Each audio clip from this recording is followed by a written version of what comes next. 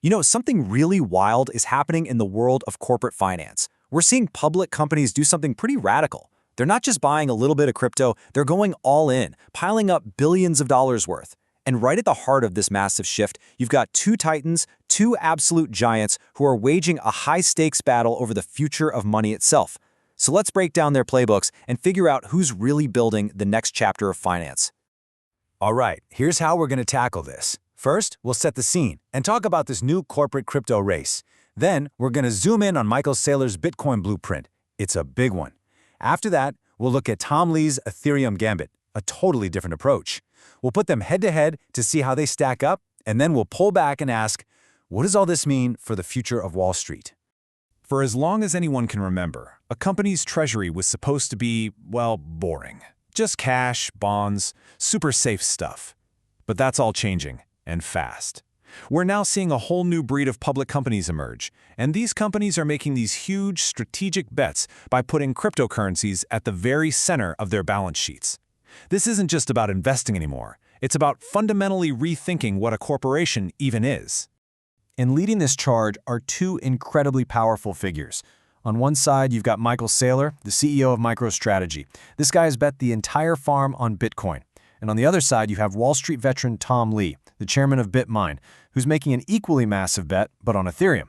So that's our main event: two brilliant minds, two game-changing assets, and two completely different philosophies for our digital future.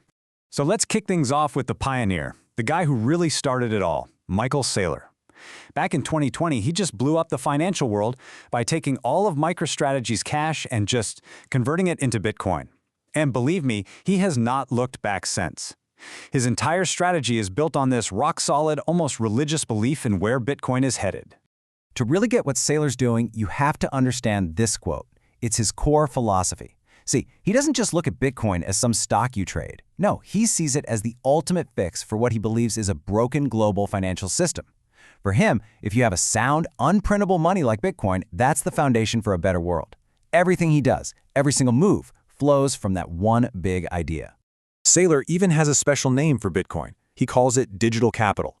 He wants you to stop thinking of it like a currency and start thinking of it like a one-of-a-kind piece of real estate in the middle of Manhattan, or maybe a Picasso painting. It doesn't pay you a dividend. Its value comes purely from the fact that it's incredibly scarce and everyone wants it.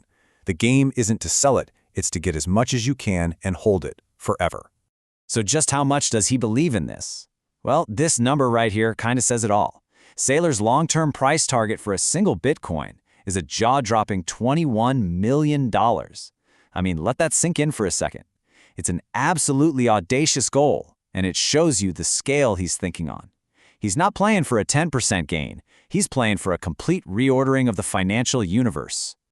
So you might be asking, okay, but how do you make money from an asset that just sits there and doesn't pay you anything? Well, this is where the financial engineering gets really slick. They have these instruments like the STRC. So here's the simple version of how it works. First, the company holds Bitcoin, which they expect to go way up in value. Second, they issue a type of credit, kind of like a special stock, that pays investors a small, steady dividend. And finally, they take all the money they raised from selling that credit and they go buy even more Bitcoin. It's a machine designed to just keep accumulating. And here's the really clever part of this model. They've essentially split the asset into two different products. You have your credit investors, who typically hate risk and volatility. For them, they get a stable instrument that pays them a nice yield, and all the crazy price swings of Bitcoin are stripped away. All that volatility gets passed on to the regular stockholders, who get a supercharged exposure to Bitcoin's potential upside and, of course, its downside too. It's genius, really. Two different products for two types of investors, all from one asset. Okay, so that's Saylor's playbook. Now, let's turn our attention to the challenger. Tom Lee looked at what Saylor was doing, saw the power in it, but decided to take a completely different path. He bet it all on Ethereum. This quote right here, it basically captures Lee's entire thesis. He's convinced that Wall Street is just now starting to wake up and realize what Ethereum is, in the same way they suddenly got Bitcoin back in 2017. He sees this tidal wave of institutional money about to come crashing in, and he's positioning his company, BitMine, to be right there to catch it. So if Saylor sees Bitcoin as digital capital, Lee sees Ethereum as digital infrastructure. He doesn't see it as a static vault to store value. No, he sees it as a dynamic, productive asset. It's the digital railroad tracks, the pipes, the foundation on which the entire future of finance will be built, from tokenized stocks to global payment systems. For Lee, owning ETH isn't just owning a commodity, it's owning the very ground the new digital economy is being built on. And what makes Ethereum so different for Lee's strategy? Well, it actually does stuff. The biggest thing is what's called native staking yield. By helping secure the Ethereum network, BitMine earns over 3% a year on its holdings, automatically. Lee argues this makes it a real business, with actual cash flows, not just a bet on price. He also uses things like the MMAV premium. That's the extra value his stock has over the ETH it holds, to fuel this whole strategy. And Lee is not waiting around. He claims that BitMine is stacking up ETH at an absolutely blistering pace, a full 12 times faster than MicroStrategy was buying Bitcoin in its early days. This is an all-out sprint. The goal is to grab as much of the network as possible before that 2017 moment hits and the rest of the world rushes in. And what's the endgame here? It's to acquire a mind-boggling 5% of the total circulating supply of Ethereum. Think about that. This isn't just about building up a big treasury. It's about becoming such a critical piece of the Ethereum ecosystem that when Wall Street finally decides to move on-chain, they'll have to come knocking on BitMine's door.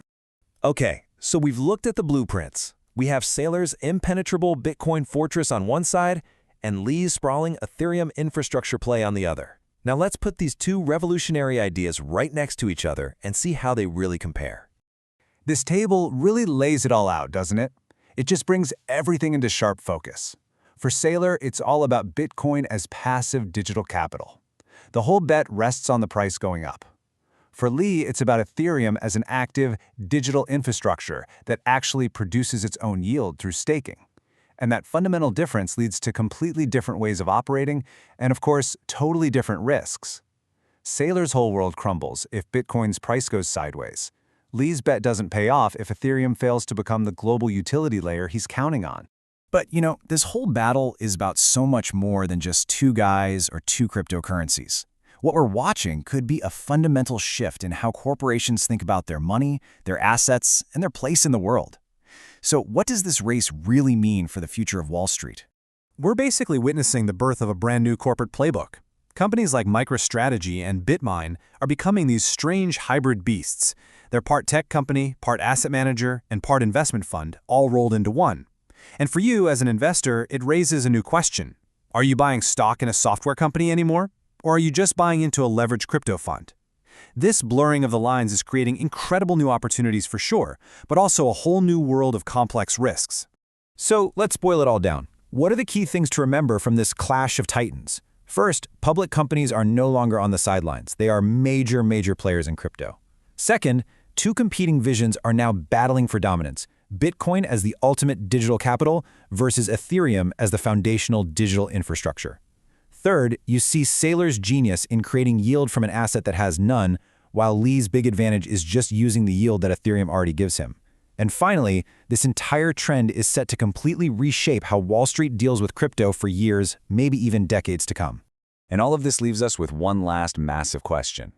Are we watching the architects of a brand new, decentralized financial system actually lay the first stones? Or are these super leveraged single asset strategies just creating so much concentrated risk that they're destined to become ground zero for the next great financial bubble?